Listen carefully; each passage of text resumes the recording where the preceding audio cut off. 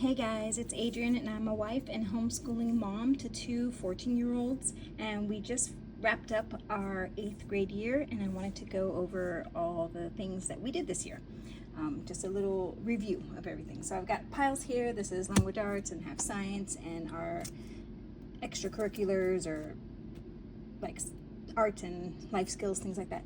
And then I have history. History was the biggest one, so I'm going to do that one last. We're going to start off with language arts. So in the beginning of the year, we started off history with a World War II unit for the first, well, it was supposed to be 9 weeks, but the kids got a little like over it, so we only, I think, spent like 6 weeks on that unit.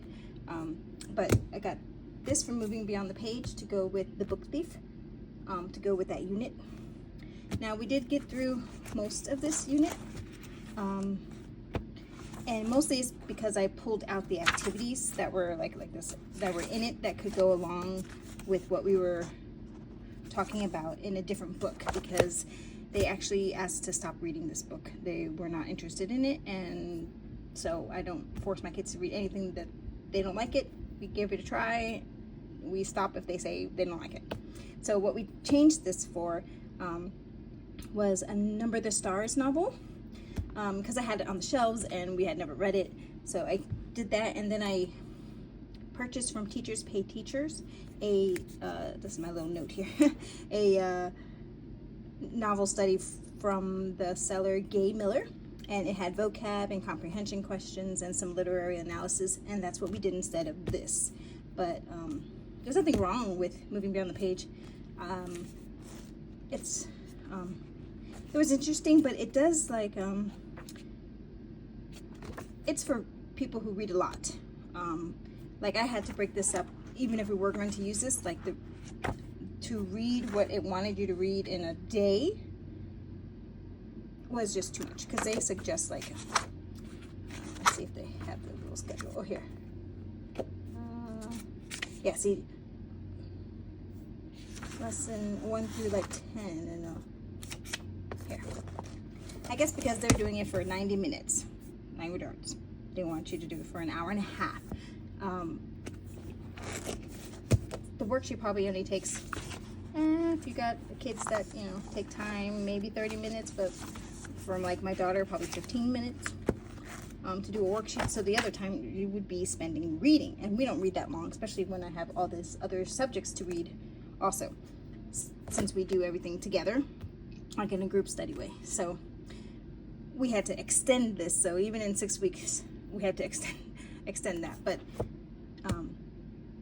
I enjoyed the book, the way this was laid out, and all the extra things it gave you, and the activities that were in here. And there's a multiple kinds, like there was activity 1, and then usually this activity 2, oh, see, option 2. So at least 2 things, or sometimes even 3 things that you could do instead if you didn't like the first one. This also, like, one of the activities was like watching the movie. So we did watch the movie though. Okay, another thing we did with language arts were these word roots beginning ones. We had never done word roots, so I just got the beginning. So we are almost done with this. We didn't finish the whole year because we don't do this every day. So we'll just finish this up next year and go on to the next one. And this is just kids' books. And then we also, in between novel studies, so we did a novel study, and then we would do a lesson in here. And then I think we did 2 lessons, and then back to a novel study. Wait, so I switched off like this. So we didn't finish this, but when we come back to medieval history, we'll just continue on in the writing lesson. So I have the teacher's manual and the student book here. I do like this. I kind of liked the themed history better than just this, what's the other one called? Structure and style. I found it, I don't know, I just liked how it was laid out a little bit better than the other one. It had more additional things to do, I guess, like worksheets that have like to help you a little bit more. I feel like, I don't know, maybe I didn't, we only did the first structure and style A, I think, so maybe it changes in B. but I did like this. So we'll just continue this when we get back to medieval history, and I'll just pull it in as needed. Next year we're doing something different for history, not really like a time period, so I don't know if I'll pick any up for next year. And then this was another novel study that we did from Novel Ties for the Family Under the Bridge towards the end of the year. The rest of the time what I did was the word roots, and then if I found anything extra free online, I would pull that in. So this is we didn't write in this, I just made copies of like for the vocab, and any questions we just went over orally. And then if they had some kind of connections, like this one says a writing activity, I read it. If I liked it, we did it. If I didn't think we needed to do it, then we just didn't do it. So this one says, imagine you're Susie and you are taught Tinka the letters of the alphabet and how to begin reading. Write a short story for her using simple language in which you would tell about your life and how you met Armand. So this one we did, because it's like write a picture book kind of thing, you know, something very simple. A couple sentences on a page, and then that's a book. So we did do that one, I remember that. And then anything with social studies connections, I either looked for a video on YouTube or something to go along with that. Or I just got extra books from the library. We did not make the pancakes. The kids aren't big on pancakes, but I was going to make the pancakes. I think I forgot to get the stuff for that weekend, so we just didn't do it. There was one more recipe also in here, and I also like that they included a map of the city of Paris while you were reading along. So basically that's what we did with language arts, but also with since for history we were doing the unit study, it was from Build Your Library, the World War II unit study, and Emily has like, here's her schedule, so I changed things around. See, like she started off with Parallel Journeys. I wanted to read the book thief first, so I just switched that around, gave myself notes, and then she also later in this unit study, she does read the book thief, so I just pulled in all her language arts portions of that and did that. If there was something different or better I liked in hers from the what is that? Moving Beyond the Page. Mine went blank for a second. So in other books, I always pull from Build Your Library. If she has anything, she usually has vocab and comprehension questions, and every once in a while she'll have a little bit of writing or like a history connection to the book. So we do those.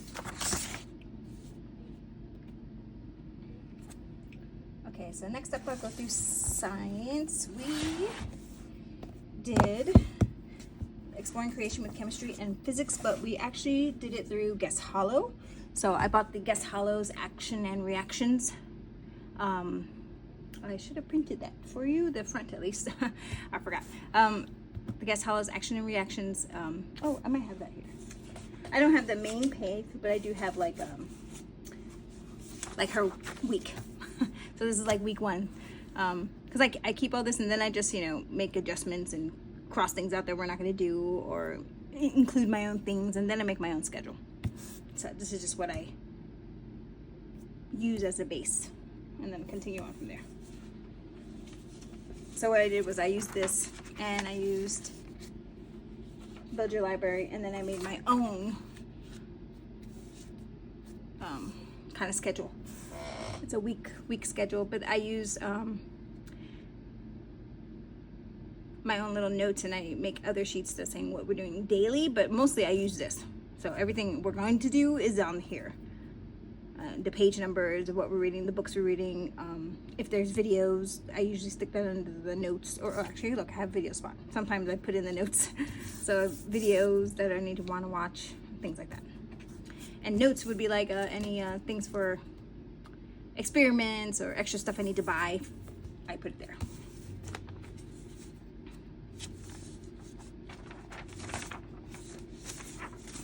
That back in order, because I always keep all my pages together for the end of the year, and I just use a huge binder clip, and I clip them up and I put them in the year that we did it. Okay, so we use this. I really like this actually. I know it's geared towards younger kids, I think, but it had a lot of information. It was very well written, easy to understand.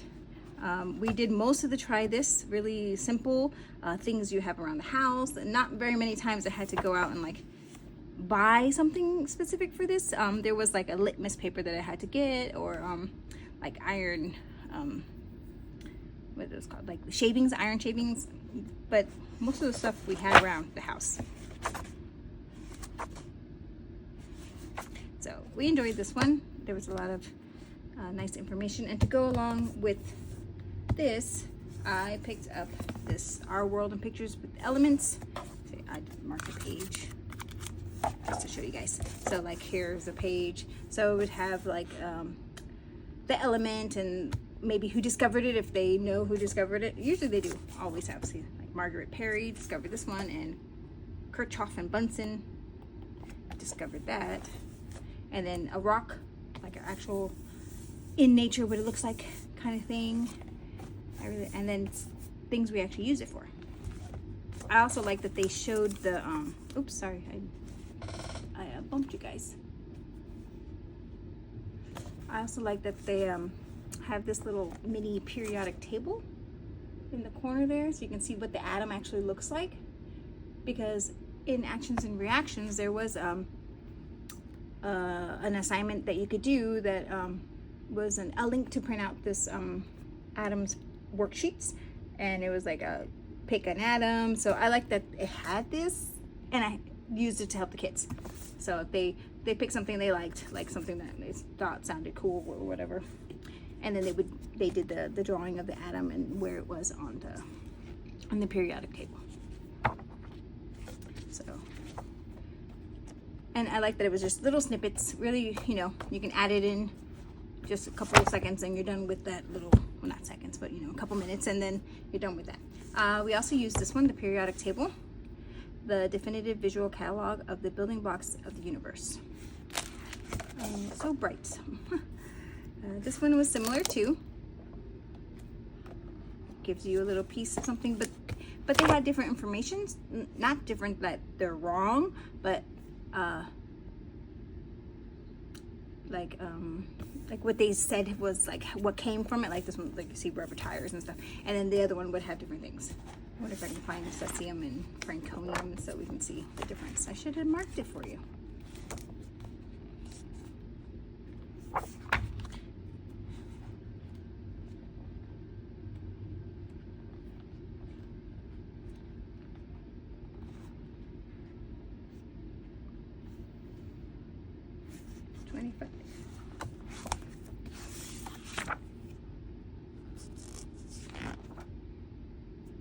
Here he is.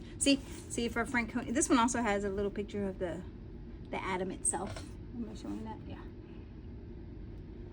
And it gives you the electrons, the protons, and the neutrons that are in it, and a little bit of, you know, the atomic number and weight and stuff. So that was like nice, but it doesn't have any pictures of what it is. That's why I got both. So cesium, this was the same thing that I had over there, but it was like a used one. This one is like a new. And then there's Bunsen and the other guy, I forgot his name already. Bunsen and Kirchhoff. But this one didn't say, like, doesn't have a picture of Marguerite Perry. So that's why I used both. And then, so this did not take us the whole entire year. We still had a few weeks left at the end of this. I think this only goes to like 36. Let's see.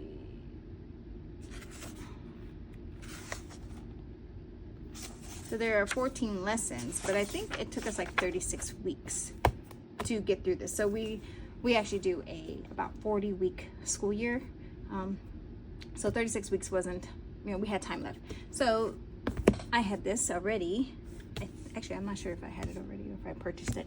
I might have purchased it towards like the middle of the year, knowing that we were going to finish this and we're going to be like nothing to do for science.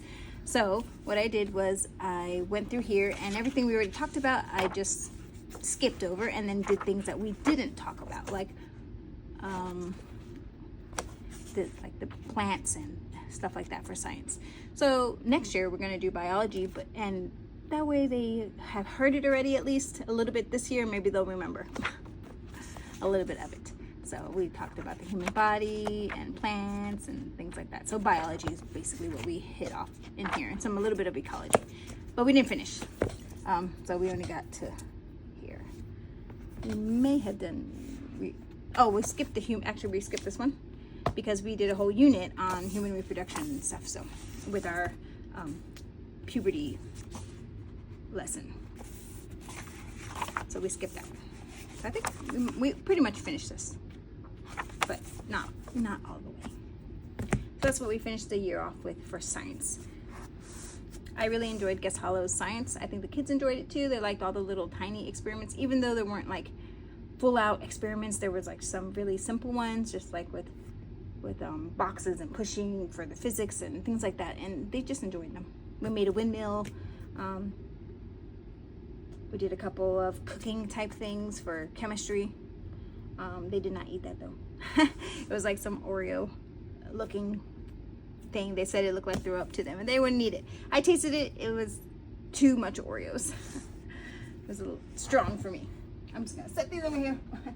Okay, we'll do our electives next. So this actually, I picked these up because to go with our science, because they were talking, I'm not really sure why we were talking about Kandinsky for science. Maybe with the eyes, because we did talk a little bit about sight and eyes and how physics plays a part in that. So I picked up these prints, like mini prints of some of his famous artwork pieces. Just because my daughter's into art, so I picked this up to go along with the week that we did this. And these are some stickers, and I just had them pick their favorite sticker out, and they put it, because in history we were doing a timeline, so I had them put them in the timeline when we, for Kandinsky. I like these little, this is the second time I picked up these little ones from Rainbow Resource. The other ones I picked up were for for last year. So was that seventh grade year, we did a unit on Japan, and I picked up some artwork and things like that for Japan. I think it was like places and then artwork of Japan. So there's a little bit of art in there that we did, but not a lot, because my daughter does art like every day anyway. So we actually ended the year with this because we finished everything else that we had for our electives. So we just started on the philosophy for kids book that I had picked up. I think I got this at I did get this at Savers for $5, and it was just cheaper than getting it on Amazon, and even cheaper than like thrift books. So I think we only did like half of this, like maybe to question 20 maybe. So we did some of these to finish up our year. We started our life skills unit with life skills for tweens, everything a pre-tween should know to be a brilliant teenager. I really like these books. We did the kids one, and then I have the tweens one, and next year we're going to do the teen one. I like them because sometimes, in everyday life we don't really hit all the points we want to teach our kids. We just forget to tell them about it. So this helps us to remember the things that I may have forgotten, and just to include it in our everyday, let's see, I did this out loud, our everyday life. So, and I kind of use this book as a, I did scan that too. Okay, I use this book as the table of contents. Okay, so personal development, friends and relationships, emotions, school and learning, health and wellness, money matters, cooking skills, happiness, caring and sharing, communication skills, practical skills, personal safety, emergency and first aid, and adventure skills. So we went through this, and then I just used this to run off on other things. So we did all of this until about health and wellness, and I think we did all the health and wellness in here. And then we started on sex, puberty, and all that stuff, a guide to growing up. This one's a little bit of an older book, but I found it at Goodwill. I think it's not too old though, 2004. It's not too old. It still has pertinent stuff, and you know, still talks about texting, and so it's, you know, not too far out there. But I did, we went through this whole thing. I talked about everything in here together, and then even in this, I went off until we got to certain parts, and then we did, so we paused that, and then we did the maturation and sexual reproduction unit from The Good and the Beautiful, and I got the journal to go along. Then we did this. We would jump in and out of from here and from here when we got to subjects, so to get a better, more biblical perspective, or you know, we are, I would say, spiritual. Me and my husband are both Catholic. We were raised Catholic, but we never actually, the kids were baptized, but that's it. So if they want to go to church, we go to church. If they want to go to because a lot of our family is Christian, so if they want to go to church with my cousins or their cousins, then they go to church with them. So we don't really push it, but we do talk about God, and we talk about his importance. So we are spiritual, and we believe in God and those things. And so I liked how it was talking about modesty and things like that. So I used that for this. I also picked up this, Good Pictures and Bad Pictures, Porn Proofing Today's Young Kids. So they talk about porn in this unit, and there was a little bit, but the pictures that they were talking about were very elementary. So I brought this in to go over that a little bit more. So it's more like I liked how it was like it's just a mom and it's her son talking, and then they're telling, you know, going through stuff that could happen or things that did happen. So I like that. So we did that too, and then we finished off those, and then when we got to finances in this book, I went ahead and we jumped into this, Before Personal Finance. So we did all of this in here, so I saw some of their work. So we did all that, and my other kids, and that's what we did based off of this book. So I really like these books. And so that jumped us off to all of this though. So all this information, got all this stuff I pulled because of this book.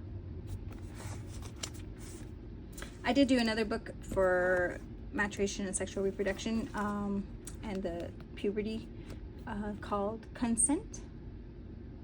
Yeah, so we went over that too. And that one I liked. I got it from the library, so I don't have it anymore.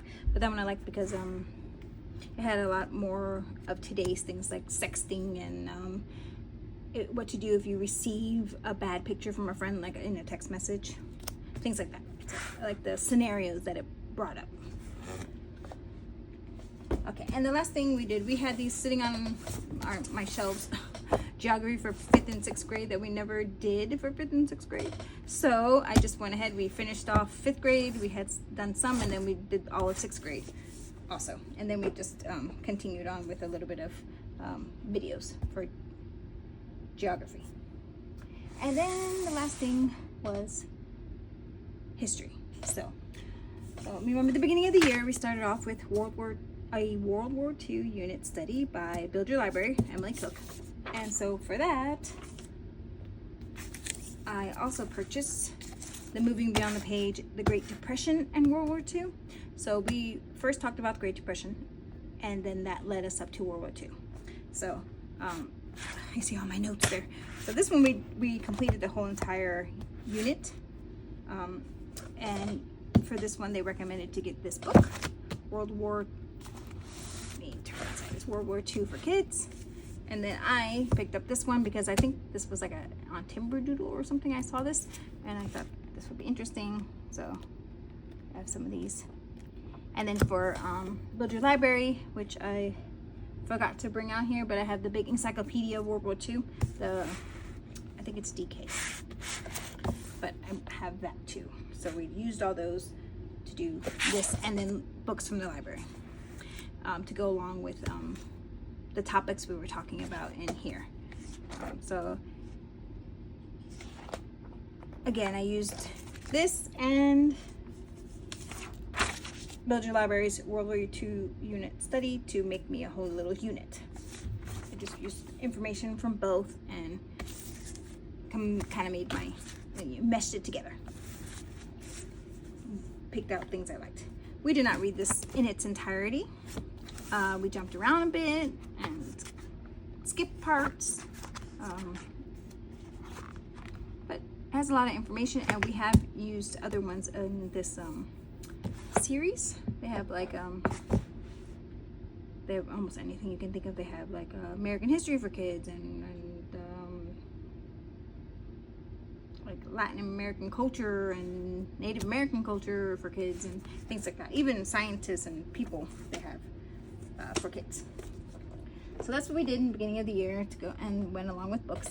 And then when we finished that, I used Curiosity Chronicles to do medieval history. Mostly, I just wanted to try something different, I guess. We used Master Books World History 1 the year before, and I enjoyed it. I should have just went with World History 2 and not got this, but I went and did this because I just wanted to see, what all the stuff was about. I mean, this one had a lot of reading, and it's like a story. My kids probably liked it more because it doesn't actually talk about specific people and dates and stuff, but it did have worksheets and things that had all those information on it. Like, here's one. So like they had vocabulary with, not really vocab because it's just the people or places or things we talked about and then what they were. So they had, be listening so they could do these. We always do the comprehension questions out loud. So like Socratic method, and these questions too, the what do you think questions, and then we did our timelines. I didn't make them do all the items that were on the list, so I would highlight and then they would put it in their timeline books. This is my daughter's timeline book and my son's timeline book. I did like that Curiosity, actually it wasn't Curiosity Chronicles, but I did buy stickers, timeline books from Pandia Press. I think that's what it was called. Oh, my daughter's must be in her clipboard. Let me see if my son's is in here. So we used like, I just opened a package and gave it to them, so I didn't know there was like a medieval times and the modern times. So these are ones we didn't use, but we used these stickers to put in their timeline, and then added whatever else wasn't on a sticker with our own handwriting for that.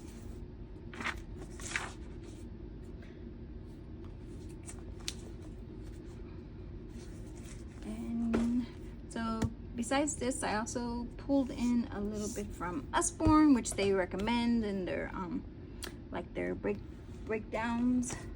I don't think I have any other breakdowns here, so I just use this as it comes in. So I got that, and then we used this one too, favorite medieval tales, and also Curiosity Chronicles. If there was a story that to go along with that lesson, it told you where what to read. And I also used Medieval Life. So these were, oh, not that one. These two were very similar information, but the pictures are different, and so I would just pre-read and see if there was anything I wanted to add from the other one. And that was our history. Oh, math. So my son did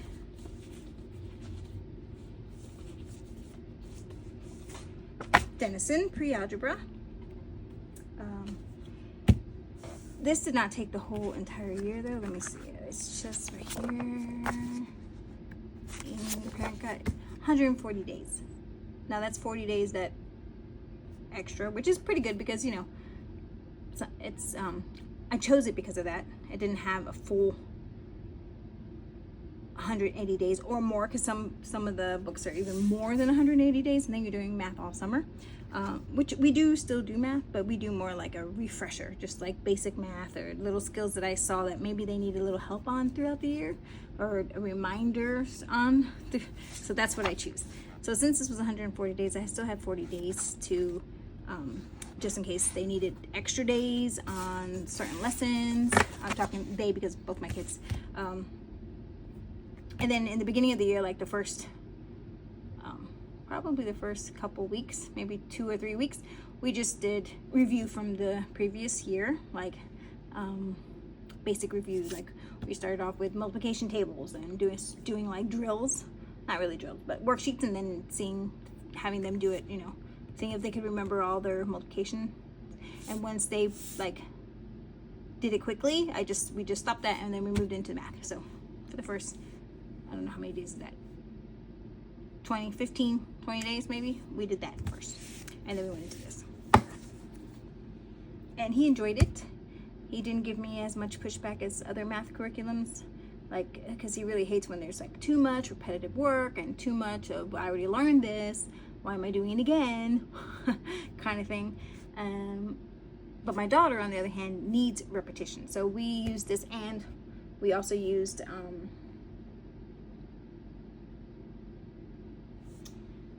I thought I pulled it out. Well, this is from a previous year, but where is it? No, that's not it either. Oh, it's in my box.